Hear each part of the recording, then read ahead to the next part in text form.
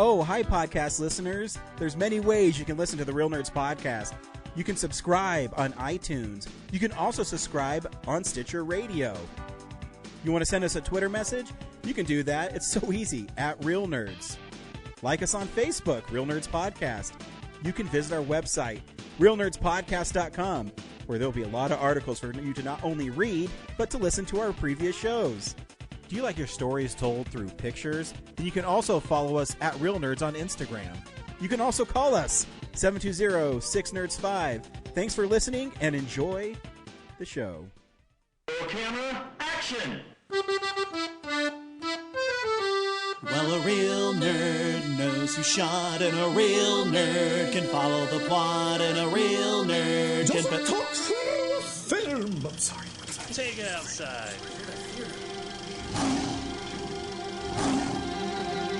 Well, a real nerd knows who shot, and a real nerd can follow the plot, and a real nerd will give it all they got. Lights, camera, action! Real nerds. Hey, all you movie lovers. Welcome to Real Nerds Podcast. We are the best movie podcast on the internet. Aren't we, Brad? Are we? Are we right now? Who's better? Name one other movie podcast.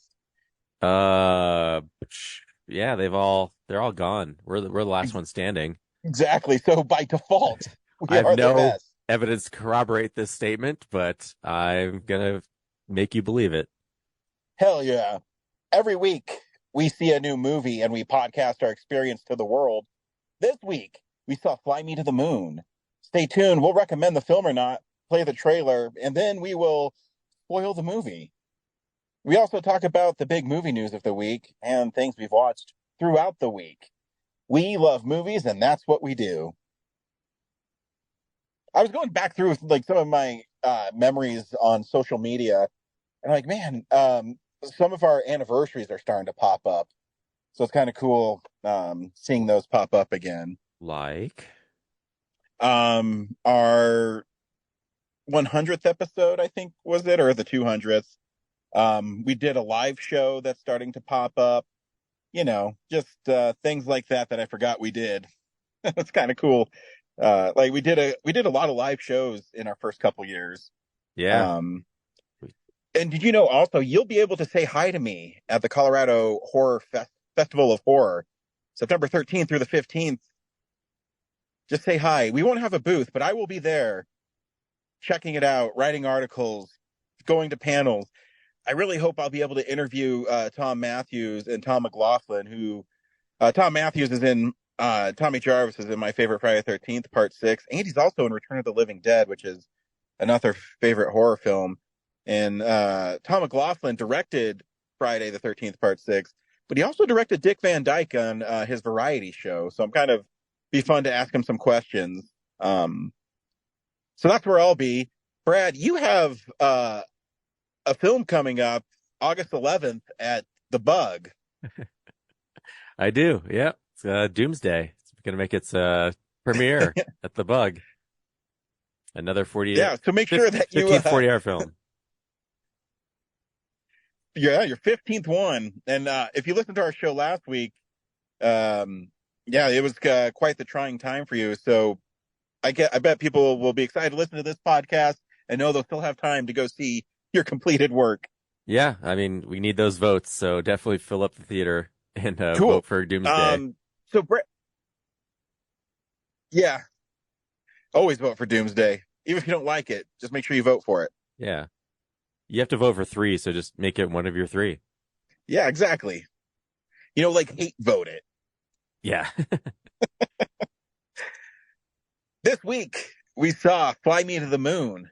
Brad, do you recommend Fly Me to the Moon? Yeah, I was surprised. Yeah, the trailers seemed kind of corny, like they were like giving us a hard sell, but I thought it was like a delightful comedy. Yeah, I think it's worth checking out. You know, it's one of the movies that surprised me the most this year. I had a lot of fun in it. I thought it was really charming and cute, and the music in it was really great. I thought it was shot really well, just like a cute movie. And it's always fun to see I mean, it cost $100 million to make, but it's Apple money. They don't give a shit. Um, but yeah, I was pleasantly surprised how fun it was. Here's the trailer for Fly Me to the Moon. Hey, Joe. Eating cold? Miss, you're on fire. Very original. No, I do not want to stop, drop, and roll with you. No, your book is on fire. Oh my God. Alcohol and flames, they like each other. Cold days. Kelly Jones. Public support for the moon mission is rock bottom. Every day, something is breaking. And we're dead. Again. Yeah, or blowing up. The space program is a bloated mess. NASA needs a marketing specialist, and you are the very best. Excuse me? What are you doing here? I tracked you down because I felt we had a connection. What? I'm joking. I work here now to sell the moon. NASA's not something that you sell with a jingle and a slogan. When I'm done, those men are going to be bigger than the Beatles. Who is that? For me, this is very personal. He's got my name. You told me that your guys don't do interviews, so I had to hire new guys. I'm here for the casting. Who's he? You're a juicy part. 60 missions in Korea. I flew 52 missions in Korea. I flew 52 missions in Korea. How's that?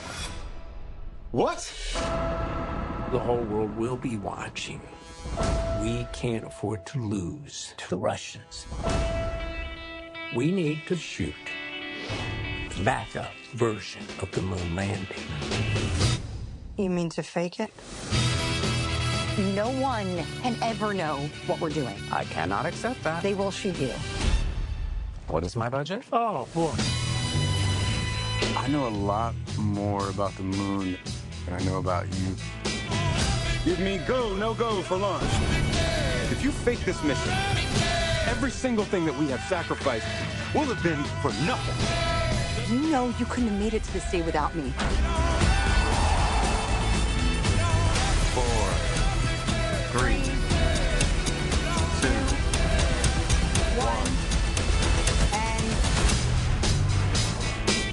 1. My Armstrong is a whiny little witch we have to recast. I think we should have gotten Kubrick. So, Fly Me to the Moon stars Scarlett Johansson as a woman named Kelly Jones, and she's like an ad executive. I don't know what's her actual title. Or She's like an ad executive. Well, not an executive, but like just a marketing person. Yeah, maybe a marketing guru, maybe is a better word. Anyways, she does a lot of campaigns, and she's tasked with helping NASA get over the hump of sending someone to the moon. And there's a PR problem with NASA where it's like, it's the 60s. So there's a ton of like civil rights stuff going on, and Vietnam, and people are like, why are we paying to go to the moon? Like, use that dollars to help people on Earth. And so, and the moon project is running over budget. And Channing Tatum plays Cole Davis, and he's haunted by the deaths of the astronauts in the Apollo 1 mission. And but he's also under the pressure to get this going, but he doesn't want to compromise the safety of the astronauts, which he feels, obligated to have, which is fair. Or the integrity of the program. Like, he wants it to remain I don't know, important science-driven, I forget what he says in the movie about like dishonoring like the legacy of those people who died by trying to sell NASA as something flashier than it is. Yeah, and it's really an interesting feel to the film because, Scarlett Johansson's Kelly, she has all these ideas to make them more appealing to everybody, and she comes up with Timex and Tang and all these ad tie-ins to generate revenue, but not only revenue but interest in the space program. And as it starts to work, Cole's defenses come down. She's next tasked though through Woody Harrelson's character, who's kind of the He's the deep state dude. yeah, he's a D. There we go. His name's Mo, and so he comes up to her and he says, "Hey, this has to go well. So you need to fake the moon landing." Yeah, we need a backup plan. Yeah, so she hires this guy named Lance, who's played by Jim Rash, who I love from Community. And he plays this really eccentric director, and he's very I don't know the right word. He's very full of himself. Bit of a prima donna. And there we go. And so they stage the moon landing, and there is the plan is to, even though they're going to be broadcasting the real moon landing, they're going to feed in the fake one so it will look perfect. And that's the goal. And it goes sideways because of a cat that pops up throughout the film, and it's kind of fun.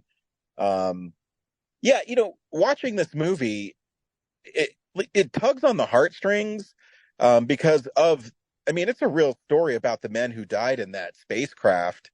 And yeah, you're right. You mentioned it earlier. Channing Tatum plays, Cole really well, where he's not really into, Kelly, but he kind of gets worn down. But then as soon as it revealed what she's doing, he says exactly what everybody else feels, is that's why he didn't want to become a part of this. And because if he makes, and he says that, you mentioned it, if we make this fake, then we just honor those men who gave their lives to make Apollo 11 happen. Yeah. And I don't know, that it just hit me like in the heart, those parts. And I don't know if it has to do with it. The aesthetic of the film is really cool. It has a lot of Sam Cooke songs, which I freaking love. Oh yeah. The only thing that was weird is the mannerisms and dialogue of the characters was very anachronistic, like very our times. I don't think they would have the sense of timing and humor and all that was very much wasn't of the 60s to me. Yeah, I call it whatever. It's not supposed to be like a documentary. Yeah, I call it hyper realism. You used a more fancy word, but I forgive it because Jim Rash's character Lance, he's definitely a product of our time. A sassy gay director, and it's just and his mannerisms and his cadence, I agree. But there's just this charming quality to this film that it really got to me, and I took my kid to it, and my kid loved it. So it plays through generations, and just a fun little clever film. Yeah, and when I see the shots, I get why it's $100 million. I'm guessing a lot of it has to do with the star power in it. Oh yeah, but they also have some pretty impressive shots in the film. I think some of there's some NASA footage recycled from that Apollo 11 documentary, that was just pure 4K upgraded footage that they released a couple years ago. It might be. I could bust it out. I love that documentary because it's beautiful. Yeah. But yeah, you might be right now that I think about it. Yeah, there's a couple times where the quality of the picture changed, and I was like, oh, that seems like it's probably public domain footage, I guess, at this point. So yeah, they probably recycled it for that movie. It was grainier and whatever.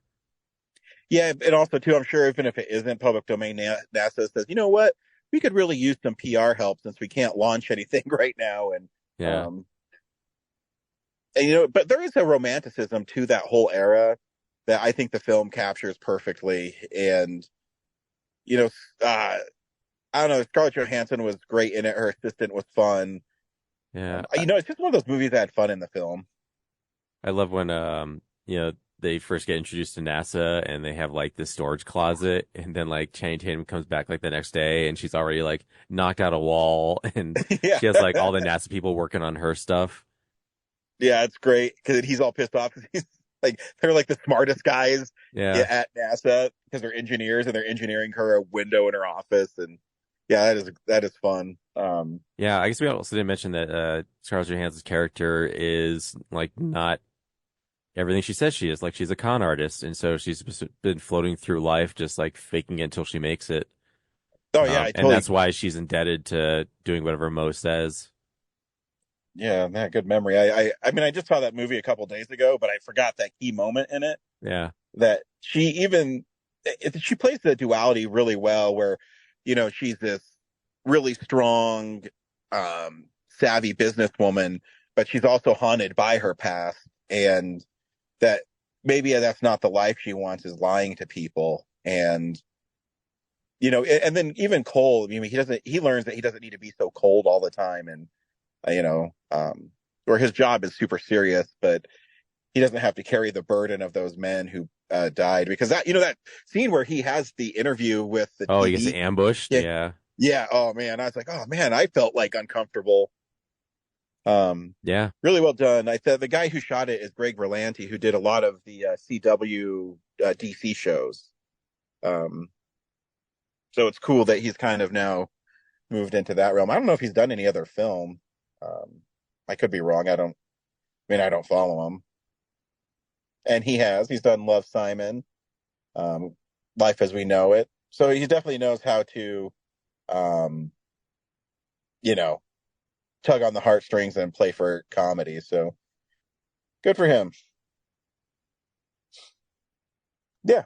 So yeah, you should see the movie. I love this movie. It's one of my surprises of so far of the year. Cool. Yeah, and the thing that bums me out is we'll probably never get a physical release because it's on Apple. Yeah. So, maybe Criterion, maybe one day. So before we get through this, Corinne did send us a Showtime, and I'm gonna go ahead and play that right now. Perfect. Hey nerds, Corinne here for another installment of Showtime, where I tell you all about something cool I've been watching lately. I know I haven't checked in with you guys in a bit, but yes, I am still on the Star Wars train. I'm getting off of the Bad Batch right now. I mean, I love it still, but I think I've seen it so much that I'm like, I need to get a little bit of new something into my, TV diet. So I've been, but not anything super new. I'm like, again, I'm still in my Star Wars phase. So I've been revisiting the Clone Wars series, which I haven't seen in a long time. I don't think I ever watched it when I was on Cartoon Network or anything, because I was a little too old for it. I mean, I think I was in high school or college, so I was, it wasn't in my wheelhouse. You know what I mean? It was not on my radar. I had other things going on. I was watching other stuff at the time. But I rewatched it, or I stumbled across it when it was on Netflix. I want to say it was 2014, 2015. Because it was when I was still in Wichita, and I really liked it. I binge watched it in, I don't know, a month or two, and they only had 6 seasons out at the time, but I had heard that season 6 was bad, so I never watched it. And then when season 7 dropped a couple years ago, it's almost 5 years now. 2020 was 4 years ago. I hate it. But anyway, so they dropped season 7 in 2020, and I watched that, and I had a lot of fun with it. I've revisited parts of season 7 recently, but when I'm doing I've just been kind of skipping around. I've been trying to kind of go in order, although at least season-wise, not necessarily order-wise, because I know a lot of the early episodes are out of order anyway.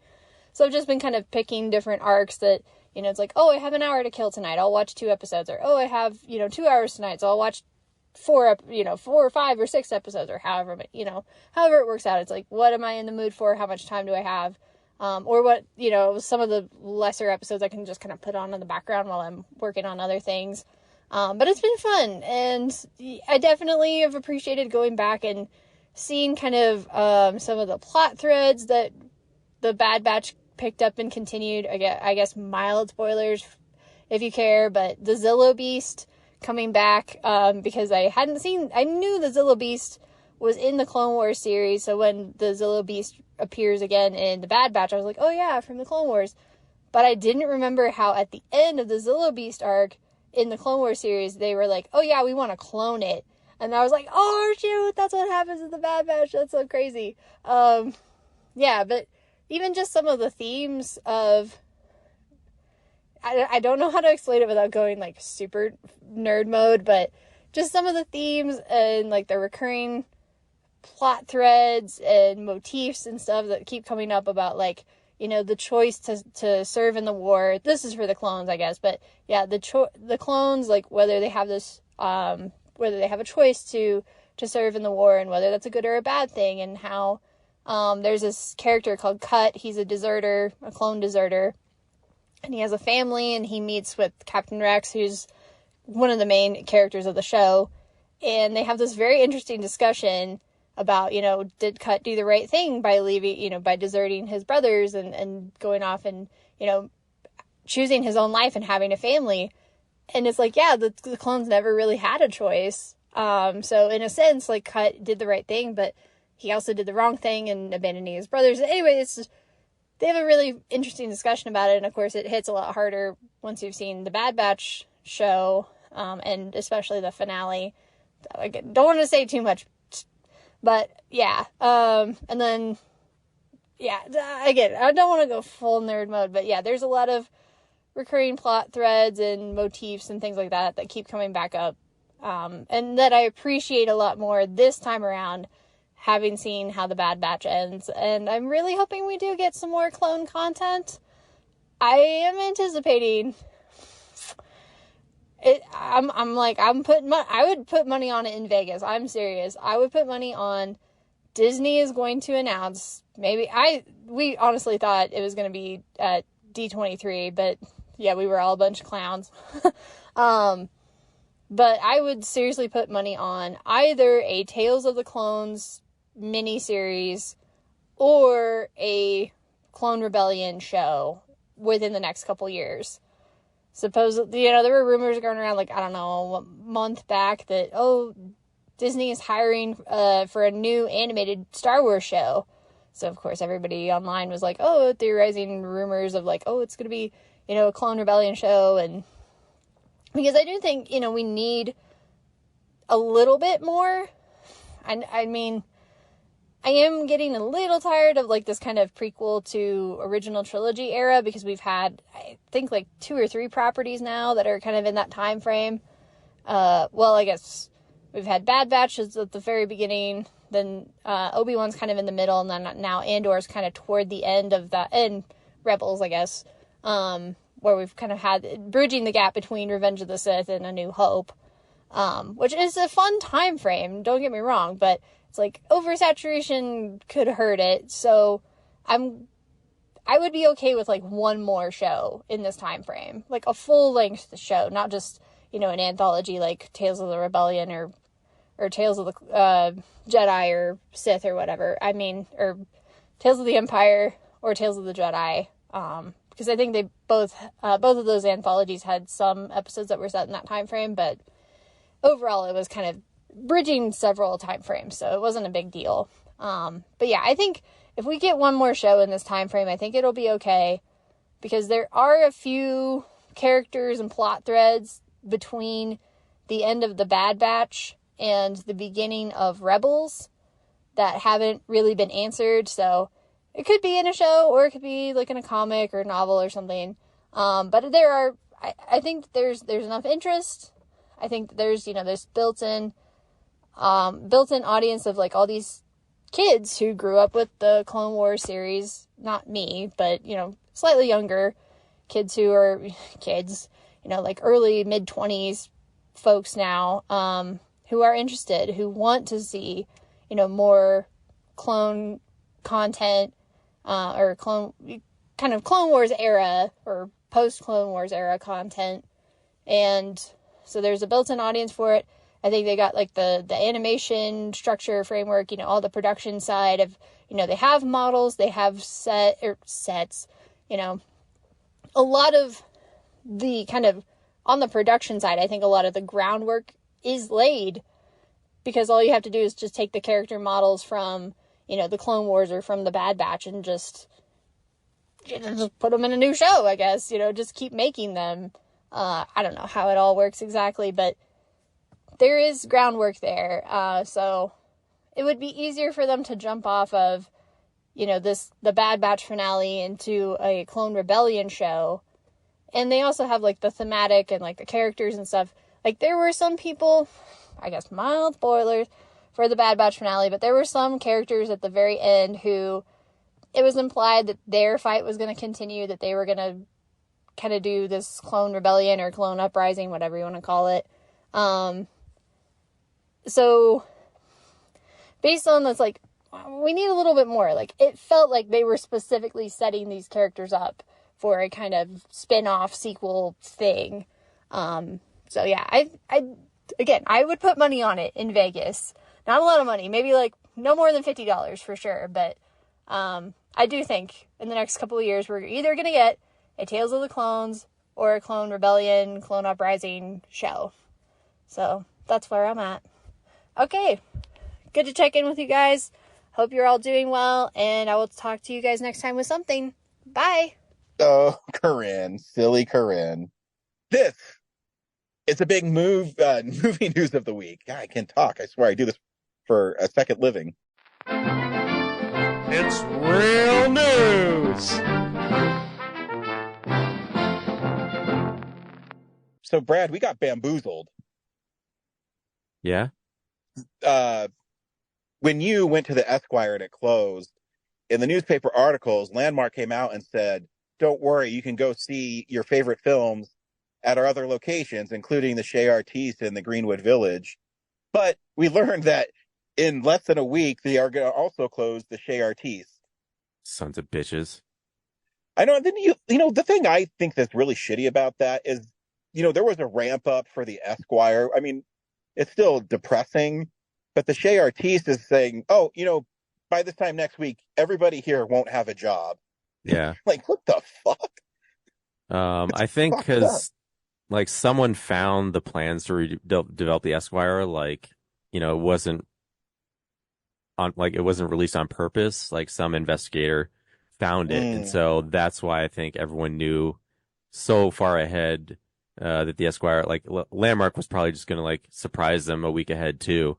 But without that, finding that, I think, it would have been a much more surprising end to the Esquire. But yeah, the Chez Artistes, like, they like when the Esquire closed, like the press release specifically said that Chez Artistes was going to stick around, and they totally lied about it. So yeah, that's what like bummed me out. They didn't want like any Save the Chez Artistes campaigns to start up. So, and now we're finding out that like Landmark Theaters is going to have to like auction off a bunch of the properties that they do own because they're just so insolvent. So there's a chance the Mayans next. Well, the only thing with the Mayan, though, it's protected because it is a historic landmark in Denver. Well, so it's a lease of that space, so it won't get torn down or renovated, but someone else could move into the space if Landmark exits. So it's not like Landmark doesn't own that building. A landlord does. And but do they have to keep it as a theater? I don't know the rules on that. They have to like keep it. Most of like the architecture is aesthetic art. So like people are saying like it could be a nightclub, like the screen could be used for like graphics and things, and you could still like, take out the seats, I guess. That just made me depressed again. Yeah. If you've been on South Broadway lately, it's a heavy nightclub place now, so that would suck.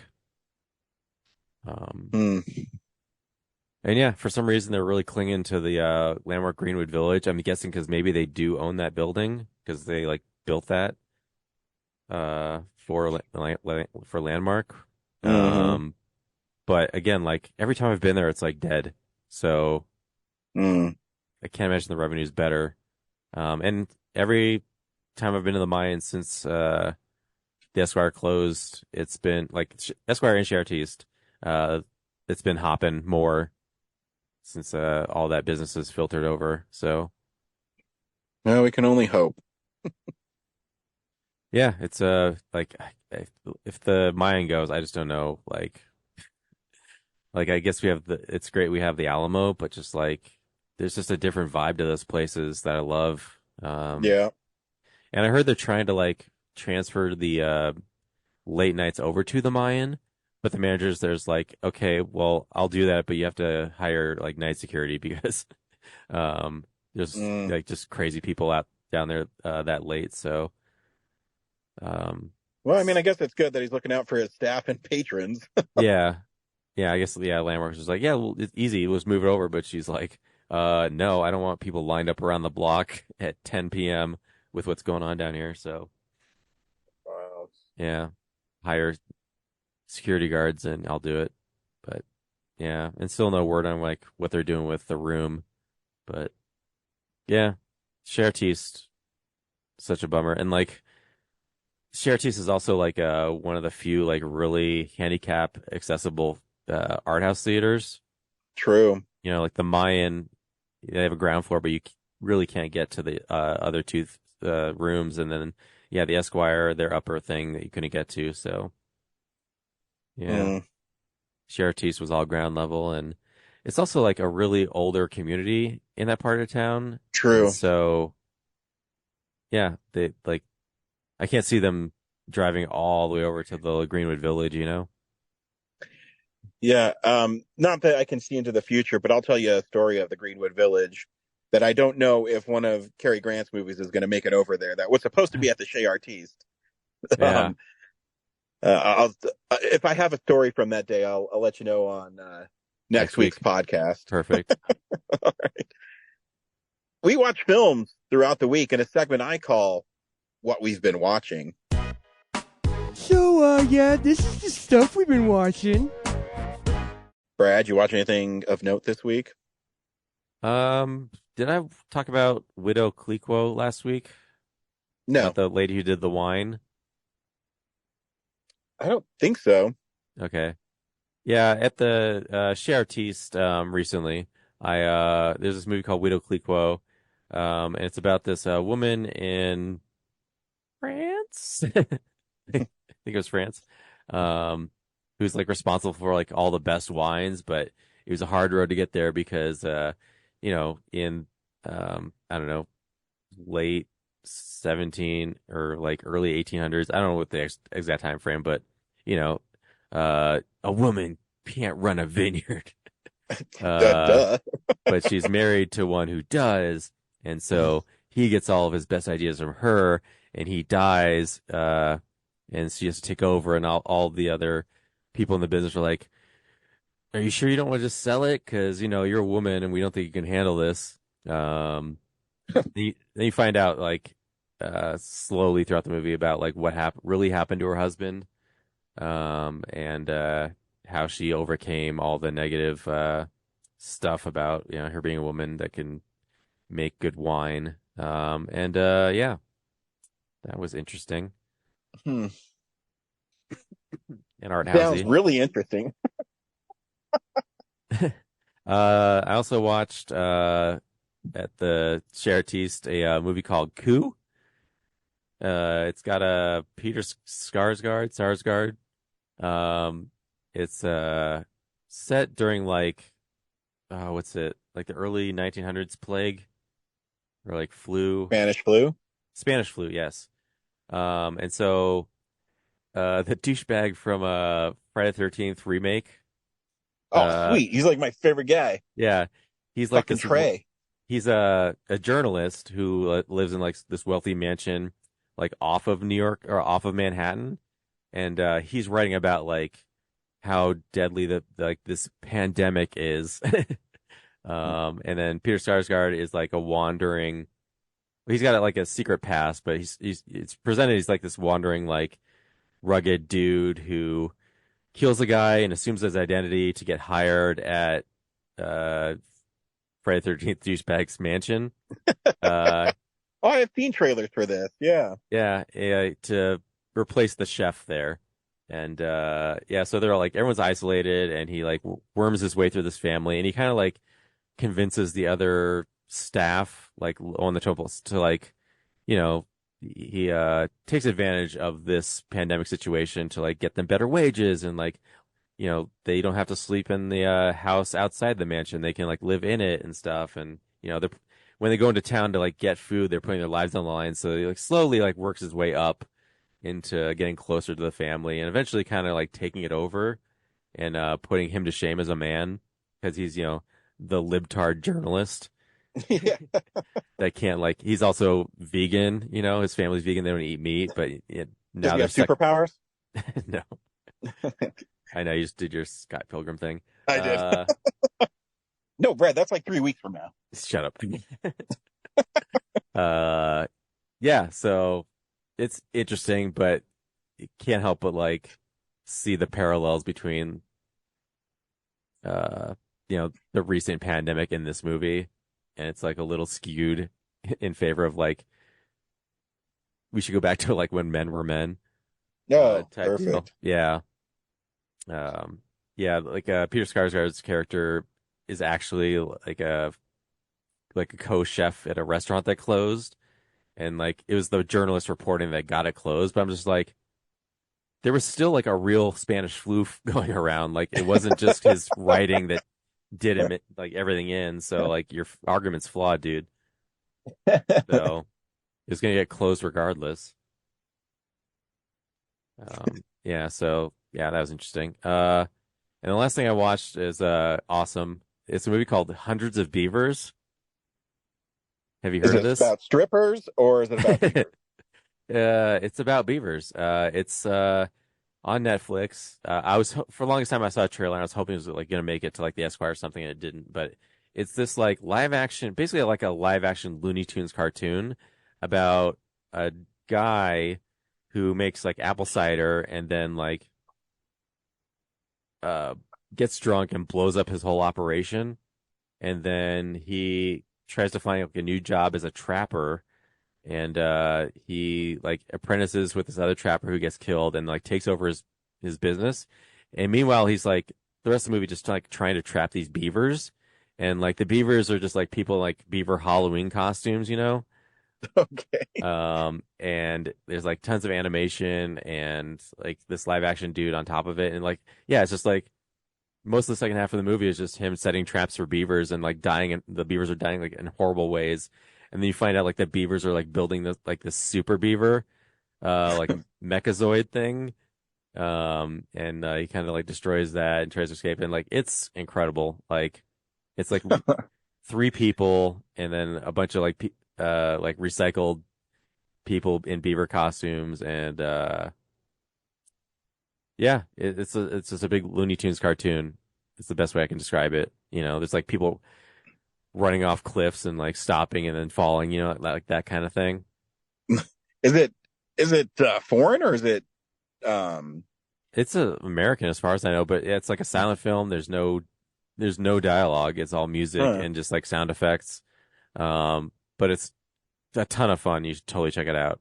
I should. Well, the thing that sucks is just like social media now, you know, streaming has these stupid algorithms that want me to watch specific things. So I need information like that every once in a while because it's not going to pop up on my feed. Yeah. Especially yeah, like this. And I haven't seen it, but like there's a couple other like films that these filmmakers made in this vein that I want to check out. But yeah, and there's like a good stretch of the movie where I was like, are there ever going to be any beavers in this movie? And then it finally hits, and you're just like, here we go. Because yeah, there's the traps that are set are just like so like violent, and yeah. Once he finally gets in the rhythm of how to catch them, yeah. Cool. Anyway, what'd you watch? So I've been doing this. You know, I have these Blu-rays I own, and I haven't watched them. I'm gonna watch them now. I rewatched the 2019 Lion King. And again, that movie's beautiful. It just doesn't have the spirit or capture the heart of the original animated film. So every time I watch it, I'm like, oh, this is a cool movie, but if that makes sense. But what I'm really excited about this week is I picked up the NES Championship Edition for the Switch. Oh, nice.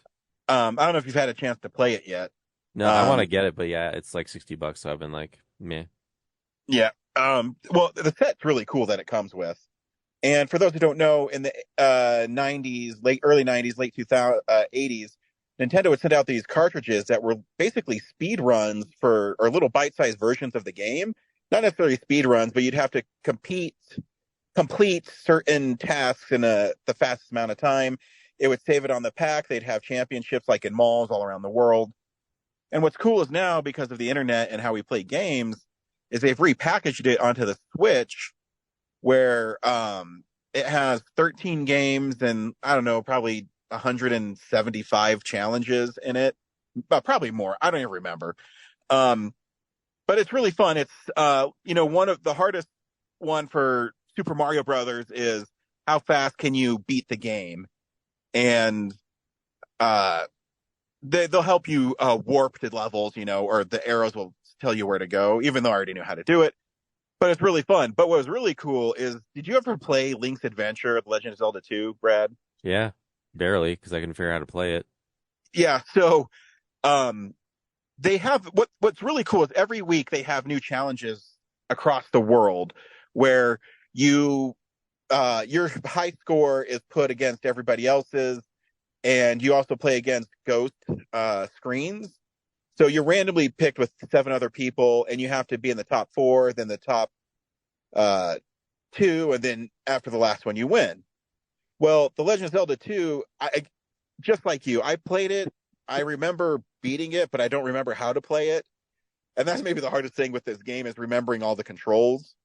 But anyways, there's this one part where you have to just defeat this like pig monster guy. And so, I'm Link and I run across and I hit him and he gets stuck in like this against the wall in like some sort of glitch.